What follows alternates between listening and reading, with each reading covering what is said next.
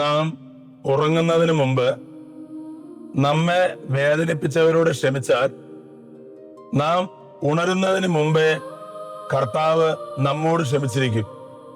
മത്തായിയുടെ സുവിശേഷം 6-ാം അധ്യായം 14-ാം തിരുവചനം പറയുകയാണ്, മറ്റുള്ളവരുടെ തെറ്റുകൾ നിങ്ങൾ ക്ഷമിക്കുന്നെങ്കിൽ നിങ്ങളുടെ സ്വർഗസ്ഥനായ പിതാവ് നിങ്ങളുടെ തെറ്റുകളും ക്ഷമിക്കും. മറ്റുള്ളവരുടെ തെറ്റുകൾ നിങ്ങൾ ക്ഷമിക്കുന്നില്ലെങ്കിൽ സ്വർഗസ്ഥനായ പിതാവ് നിങ്ങളുടെ തെറ്റുകളും ക്ഷമിക്കുകയില്ല. വിശുദ്ധ എലിസബത്ത് തന്നെ വേദനിപ്പിച്ച ഒരാൾക്ക് വേണ്ടി ഈശോയുടെ സന്നിധിയിൽ പ്രാർത്ഥിച്ചു. ഈശോ പ്രത്യക്ഷപ്പെട്ട് പറയുകയാണ്, ഇത്രയും മനോഹരമായ ഒരു പ്രാർത്ഥന നിന്നിൽ നിന്ന് ഒരിക്കലും ഞാൻ കേട്ടിട്ടില്ല. ഓർമ്മിക്കേണ്ടത് ഓർമ്മിക്കാത്തത് കൊണ്ടാണ് ഓർമ്മിക്കേണ്ടാത്തത് പലതും നാം ഓർമ്മിച്ചു പോകുന്നത്.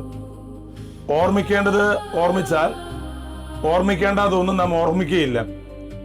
ദൈവത്തെക്കുറിച്ചും ദൈവീക കാര്യങ്ങളെക്കുറിച്ചും ഓർക്കുക, അപ്പോൾ മറ്റു കാര്യങ്ങളൊന്നും നമ്മൾ ഓർക്കുകയില്ല. ദൈവം എല്ലാവരെയും സമൃദ്ധമായി അനുഗ്രഹിക്കട്ടെ. ആമേൻ.